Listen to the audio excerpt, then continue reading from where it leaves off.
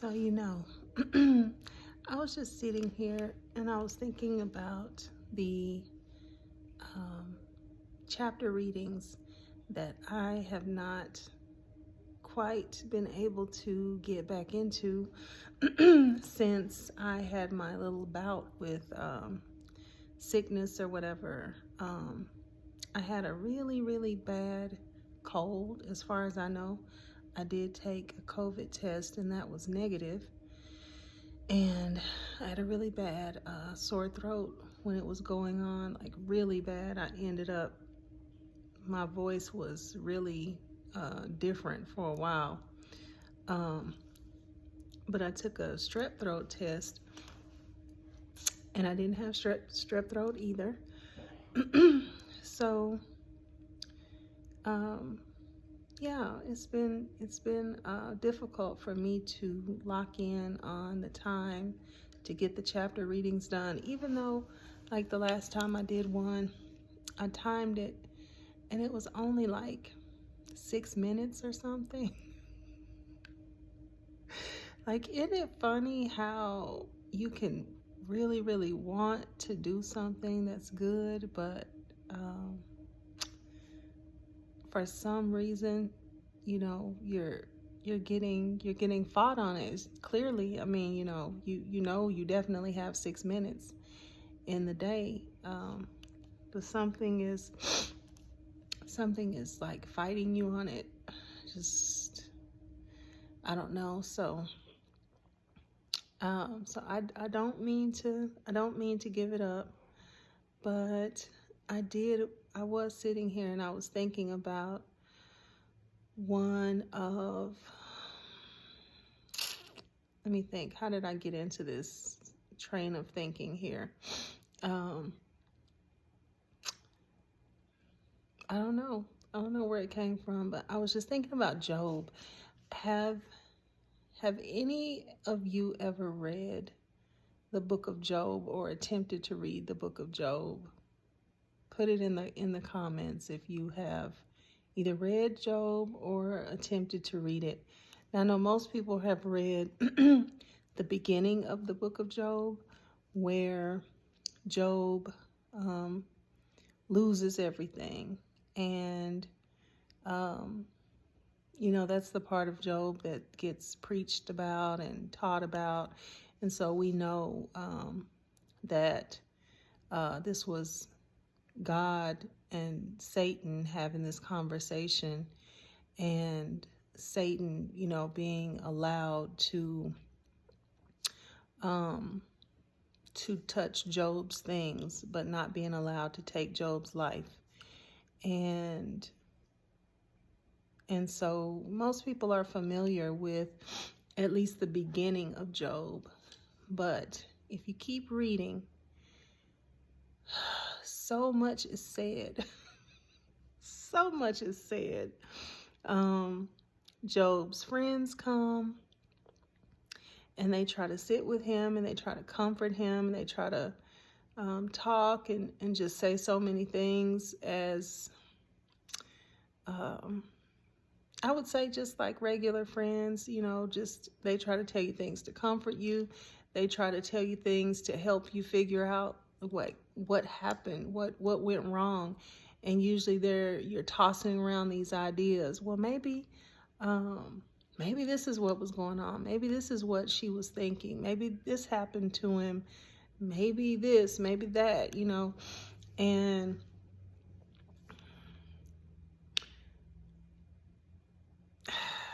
the only thing that I can think of right now that comes to mind right now for these lengthy, I mean, this is a long book. And if you've ever gotten to the end of it, you know that God essentially tells Job that him and his friends, or at least his friends, are not right in what they have been surmising, what they've been, coming up with. God is saying, no, y'all don't know what you're talking about. You're way off base. And so much so that you need to go pray for them. They so far off base that God said you need to pray for them. I mean, because I guess they have sinned, in what they have been saying. I haven't read it in a long time. I didn't sit down and read anything before I got on here. I just clicked on. But so I guess for us, the correlation that I could make is that a lot of times we're wrong.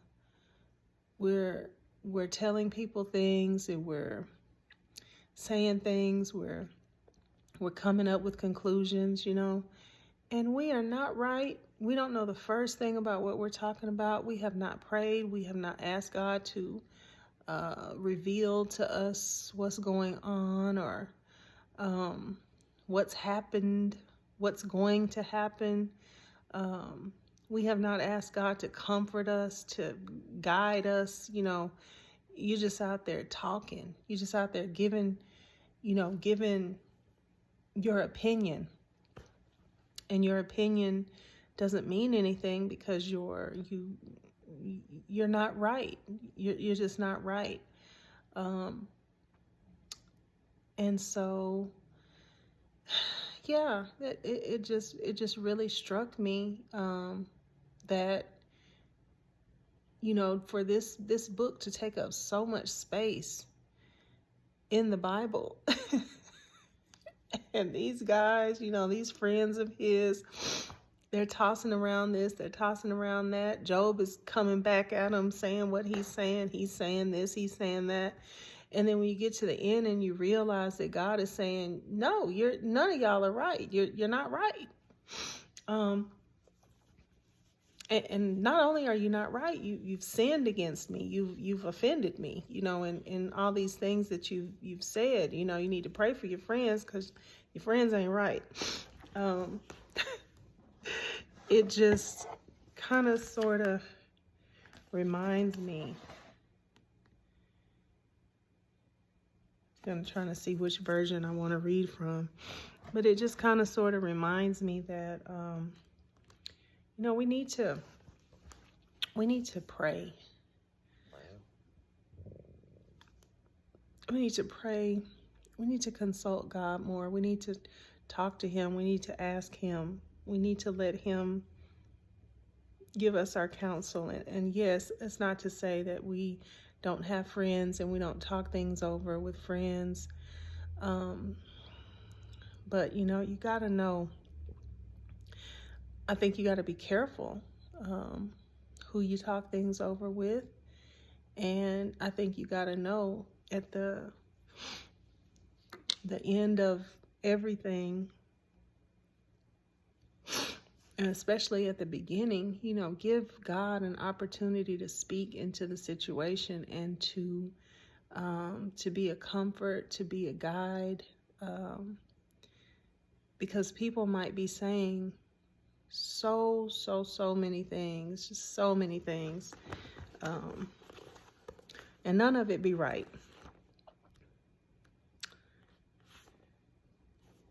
There's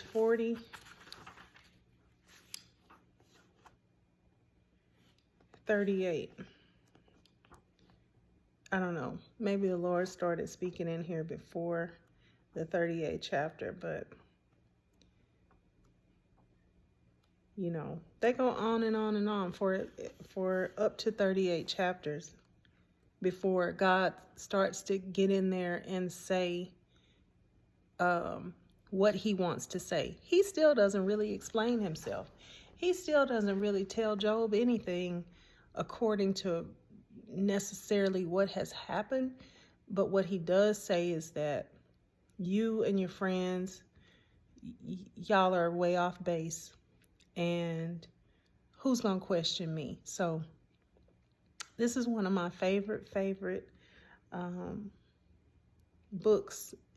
I'm going to say parts of the Bible, because the whole book is so much going on. It's so much being said. And then when you get to the end and you realize that all that what they said has to be invalidated, It kind of feels like you read it for nothing almost, or you can't, the what's being said is not credible because God said it's not, So I'm going to read some of this, if not all of it, just because I wouldn't say it's part of our chapter a day. It's just part of, I don't know, something that I think is just very interesting, but I do think that we can pull some lessons off of it. I think that we can think our opinion and our point of view is so valid. Like we can think, that our opinion hangs the moon. This is it. This is the end all be all. This has to be right. And if you were to talk to God, he might tell you, you are so wrong. And not only are you wrong, I'm not even going to tell you what's wrong with what you're saying. I'm just going to tell you you're wrong. And I'm going to give you some other things to think about. So I'm going to come right back and get into what God said after Job said what he said, after the devil did what he did, after all the friends came and visited and sat and comforted Job. That part was good. But after they said all that they had to say, let's check out what God said. This is phenomenal. I actually love to hear this. I don't know why, it does something for me, but let's get into it. I love this sweater, but it's just so like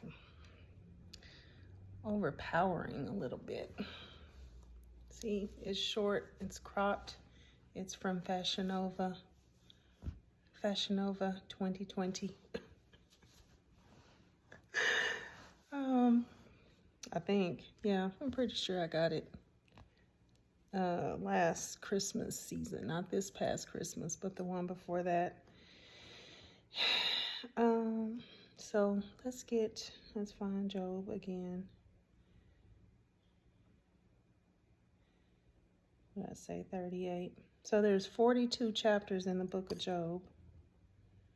Oh.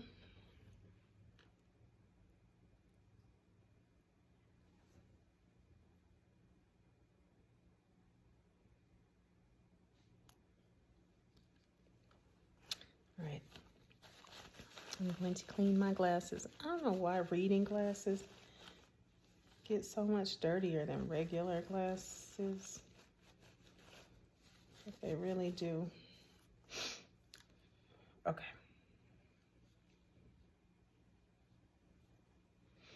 All right. Job chapter 38. The Lord speaks. Then the Lord spoke to Job out of the storm. He said, "Who is this that obscures my plans with words without knowledge? Brace yourself like a man. I will question you, and you shall answer me. Where were you when I laid the earth's foundation? Tell me if you understand. Who marked off its dimensions? Surely you know. Who stretched a measuring line across it? On what were its footings set? Or who laid its cornerstone? While the morning stars sang together, and all the angels shouted for joy. Who shut up the sea behind doors when it burst forth from the womb? When I made the clouds its garment and wrapped it in thick darkness, when I fixed limits for it and set its doors and bars in place, when I said, this far you may come and no farther, here is where your proud waves halt. Come on, God, come on. I just love this, really, I do. Okay. Have you ever given orders to the morning? Let's say that like he might have said it. Have you ever given orders to the morning, or shown the dawn its place, that it might take the earth by its edges and shake the wicked out of it? The earth takes shape like clay under a seal. Its features stand out like those of a garment. The wicked are denied their light, and their upraised arm is broken. Verse 16, have you journeyed to the springs of the sea, or walked in the recesses of the deep?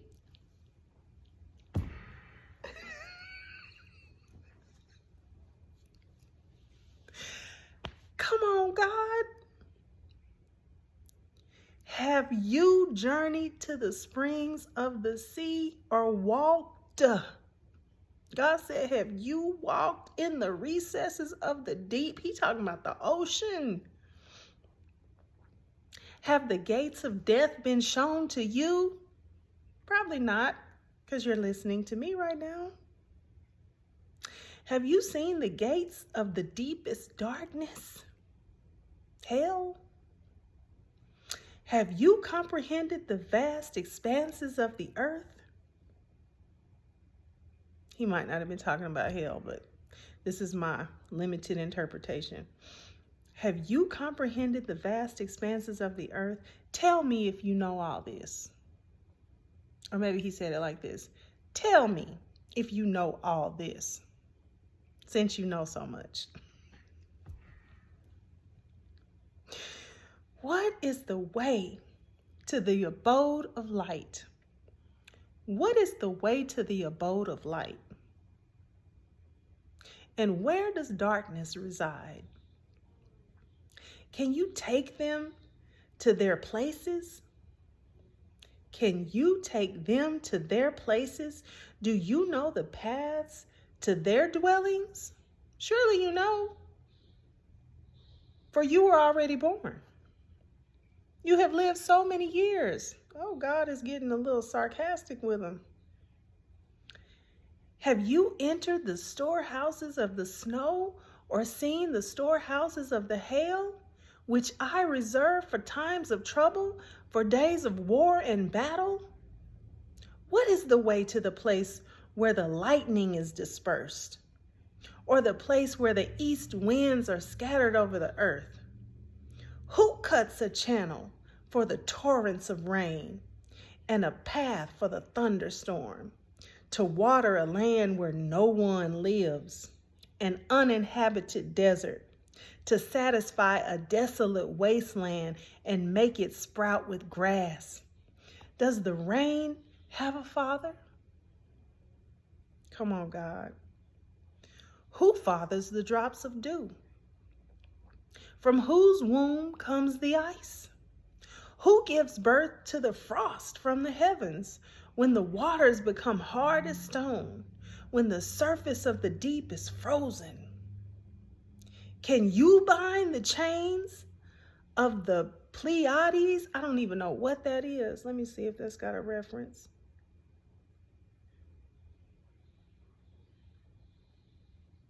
I don't know what that is. But can you bind the chains of the Pleiades? Probably not. We don't even know what it is. Can you loosen Orion's belt? Can you bring forth the constellations in their seasons, or lead out the bear with its cubs?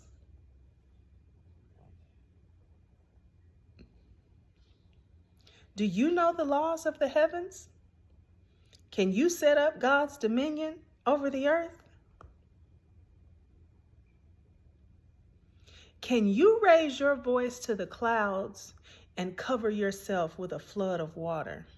Do you send the lightning bolts on their way?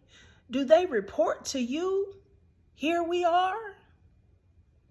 Who gives the ibis wisdom? Oh, Lord, what is the ibis?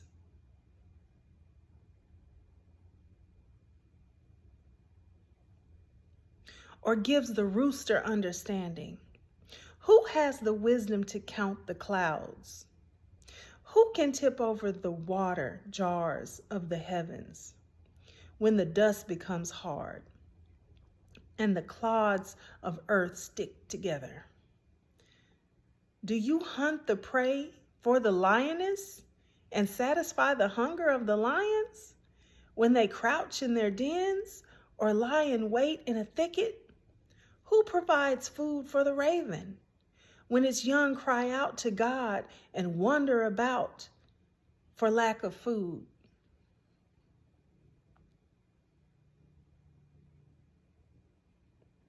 Do you know when the mountain goat gives birth? Do you watch when the doe bears her fawn? Do you count the months till they bear? Do you know the time they give birth? They crouch down and bring forth their young. Their labor pains are ended. Their young thrive and grow strong in the wilds. They leave and do not return. Who let the wild donkey go free? Who untied its ropes? I gave it the wasteland. I gave it the wasteland as its home, the salt flats as its habitat. I laughed at the commotion in the town. It does not hear a driver shout. It ranges the hills for its pasture and searches for any green thing. Will the ox consent to serve you? Will it stay by your manger at night? Can you hold it to the furrow with a harness? Will it till the valleys behind you? Will you rely on it for its great strength? Will you leave your heavy work to it? Can you trust it to haul your grain and bring it to your threshing floor? The wings of the ostrich flap joyfully, though they cannot compare with the wings and feathers of the stork. She lays her eggs on the ground and lets them warm in the sand, unmindful that a foot may crush them, that some wild animal may trample them. She treats her young harshly, as if they were not hers. She cares not that her labor was in vain, for God did not endow her with wisdom, my God, to give her a share of good sense.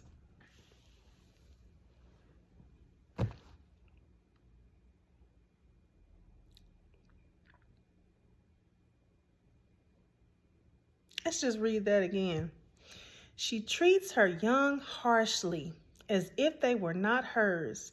She cares not that her labor was in vain, for God did not endow her with wisdom or give her a share of good sense. Yet when she spreads her feathers to run, she laughs at horse and rider. Do you give the horse its strength, or clothe its neck with a flowing mane? Do you make it leap like a locust, striking terror with its proud snorting? It paws fiercely. This is giving me Secretariat. This must be where they, I don't know if y'all saw Secretariat, the movie about the award-winning horse, but this must be where they got what they said about Secretariat. But let's read that again, because I love Secretariat too. Okay. Do you give the horse its strength, or clothe its neck with a flowing mane? Do you make it leap like a locust, striking terror with its proud snorting? It paws fiercely, rejoicing in its strength, and charges into the fray. It laughs at fear, afraid of nothing. It does not shy away from the sword.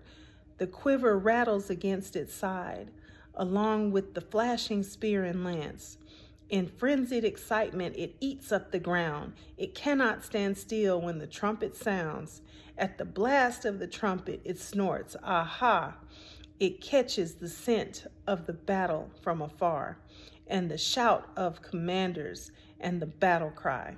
Yeah, they said part of that about Secretariat in that movie. It was really good. If you haven't seen it, find that, look that up. Okay, verse 26 of chapter 39 now. Does the hawk take flight by your wisdom and spread its wings toward the south? Does the eagle soar at your command and build its nest on high? It dwells on a cliff and stays there at night. A rocky crag is its stronghold. From there it looks for food. Its eyes detect it from afar. Its young ones feast on blood, and where the slain are, there it is. That was chapter 39. Chapter 40. Just a little bit more. The Lord said to Job, "Will the one who contends with the Almighty correct him? Let him who accuses God answer him." Then Job answered the Lord, "I am unworthy. How can I reply to you? I put my hand over my mouth. I spoke once, but I have no answer. Twice, but I will say no more." Then the Lord spoke to Job out of the storm. "Brace yourself like a man. I will question you, and you shall answer me." Now, I'll read the rest of chapter 40.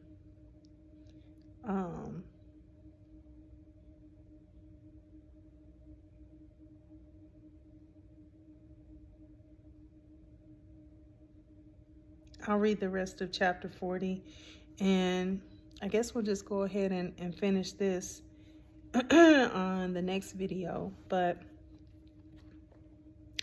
you see what I mean? I tell people this. I don't know if they see what I mean, but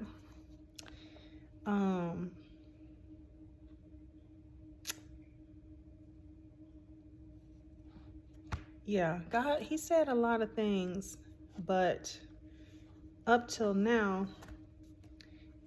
he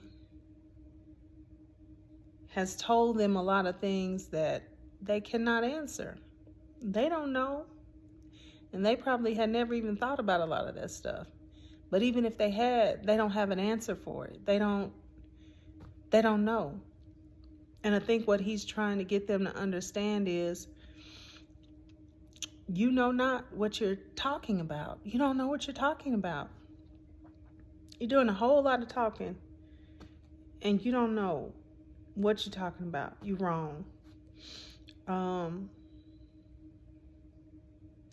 let me just skip over. Skipping all the way to the end of chapter 42. It says, verse 7, after the Lord had said these things to Job, he said to Eliphaz the Temanite, he said to Eliphaz the Temanite, "I am angry with you and your two friends, because you have not spoken the truth about me as my servant Job has." And so he gives him instructions for an offering, and he tells them Job is going to pray for them, and when Job prays for them, he will accept his prayer and not deal with them or with him. Not deal with him according to his folly. He said, "I'm going to accept your offering. I'm going to accept Job's prayer. And then I'm not going to deal with you according to your folly, your foolishness." He said, "You have not spoken the truth about me as my servant Job has." Again, he said that.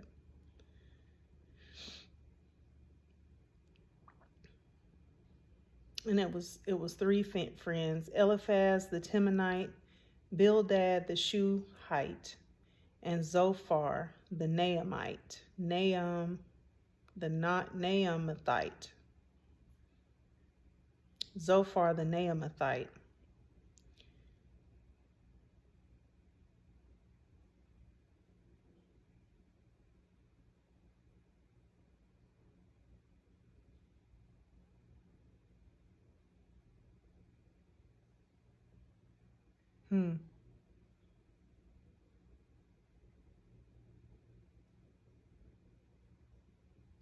Yeah.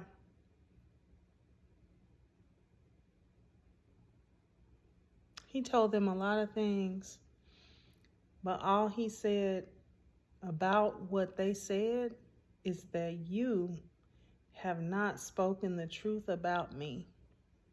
And then Job never was at fault. I don't know what all Job said in these conversations, but he never was at fault because God said, as my servant Job has, meaning as he has told the truth about me.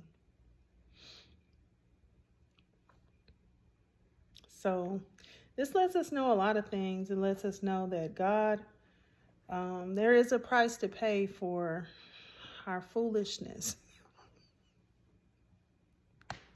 There can be a price to pay for our foolishness just because you are ignorant and you don't know and you're out there, running your mouth. You're not exempt from having to pay a price,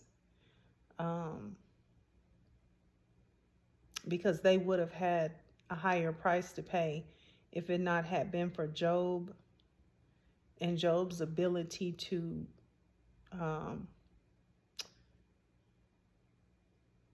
be not at fault and to be able to pray for them. At this time, in the Old Testament, we don't have Jesus yet, so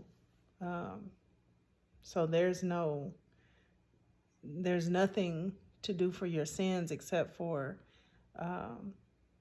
possibly be prayed for by some level of servant or priest, and to offer your sacrifice. So God said, this is going to be sufficient. Your sacrifice, which was 7 bulls, 7 rams, 7 bulls and 7 rams,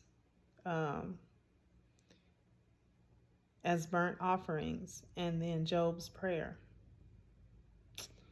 So it was pretty deep, all over just sitting around talking a bunch of nonsense. And, they meant well, but they were wrong.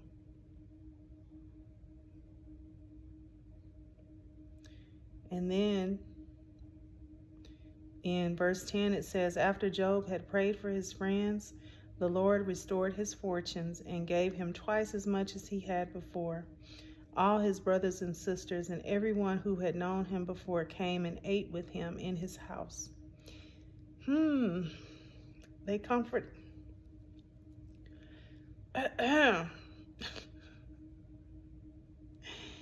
Woo. They comforted and consoled him over all the trouble the Lord had brought on him, and each one gave him a piece of silver and a gold ring. The Lord blessed him the latter part of Job's life more than the former part. He had 14,000 sheep, 6,000 camels, 1,000 yoke of oxen, and 1,000 donkeys.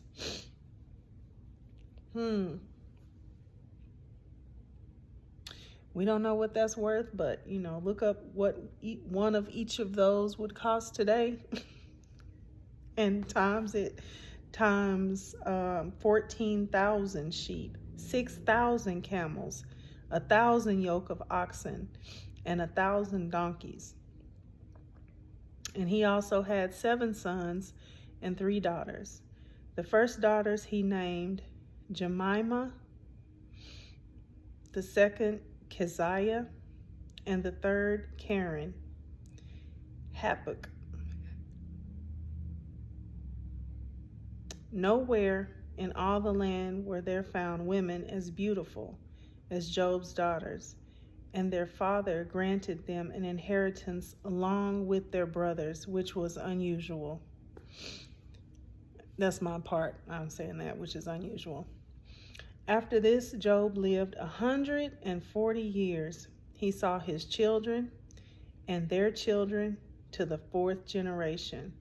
And so Job died, an old man and full of years.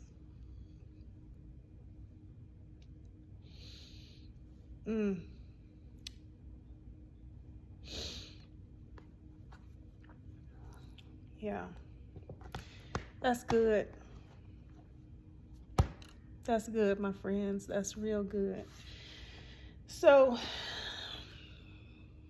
I can't really preach that to do it any justice, but you know,